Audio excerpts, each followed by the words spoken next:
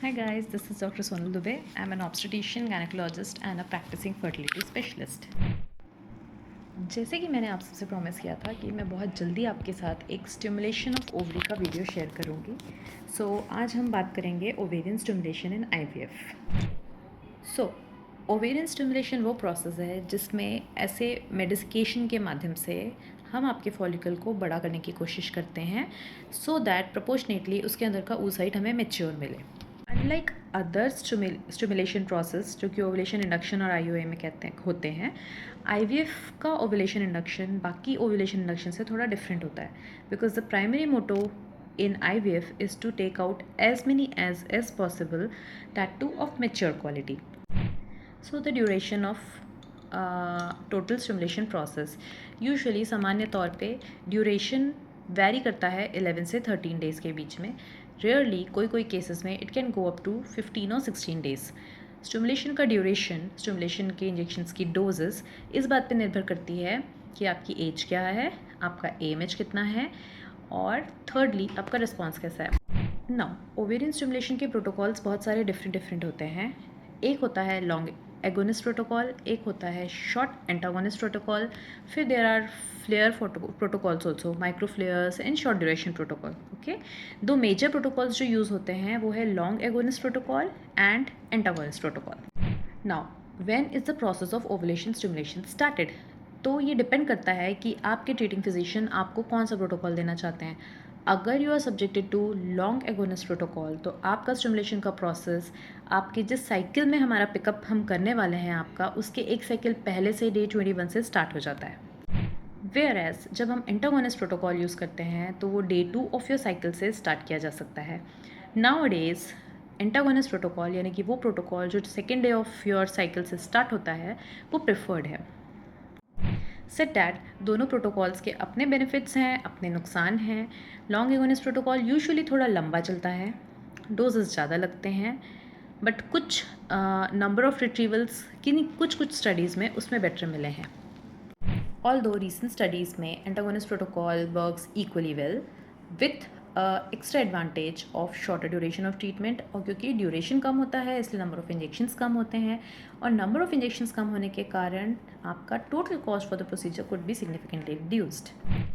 So the actual process of stimulation अगर हम जैसे डे 2 पे स्टार्ट करते हैं, it is followed by a daily administration of injection.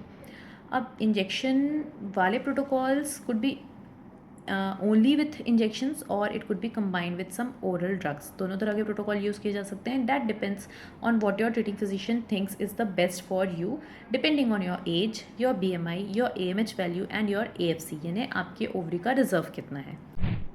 Every 3 to 4 days में हम स्कैन करते हैं so as to check the activity of follicle, मतलब कितने फॉलिकल ग्रो कर रहे हैं, उनका रेट ऑफ ग्रोथ कैसा है और स्टिमुलेशन का प्रोसेस सही जा रहा है कि नहीं, do we need to augment the injection dose और नॉट। नाउ व्हेन जब maximum number of your cohort मतलब कि वो फॉलिकल्स जो आपके इस साइकिल में ओवेरियन स्टिमुलेशन को रिस्पॉन्ड कर रहे हैं, जब आपके मैक्सिमम कोहर्ट 18 to 20 mm के साइज़ के हो जाते हैं, उस समय एक ट्रिगर का इंजेक्शन लगता है। ट्रिगर का इंजेक्शन के लगभग 36 या 37 आवर्स के बाद में हम पिकअप का प्रोसेस करते हैं। ट्रिगर का इंजेक्शन का पर्पस दो रहते हैं, एक तो जो फाइनल मैचुरेशन रहता है उस साइड का वो ट्रिगर करता है, सेकेंडली ट्रिगर वही है जो फॉलिकल को लास्ट पे रप्चर कराता है, बट प्रायर टू रप्चर हम एग को पिकअप के थ्रू बाहर निकाल देते हैं। सारा बैकग्राउंड वर्क चलता है एक पर्पस के लिए कि हमें आपके maximum number of mature eggs, जिसको हम M2 कहते हैं, वो हम रिट्रीव कर पाएँ। बहुत टाइम ये क्वेश्चन भी आता है पेशेंट के मन में कि मैम हमारे तो फॉलिकुलर मॉनिटरिंग होती रही है, क्यों हमारे फॉलिकल तो अच्छे होंगे ही, मतलब एग क्वालिटी हमारी ख़राब कैसे हो सकती है। तो लेट मी क्लैरिफाई यू, जो आप देख रहे हैं वो फॉलिकल है, दोज आर द फॉलिकल जिसके अंदर हम एग डेवलप करवा रहे हैं, राइट।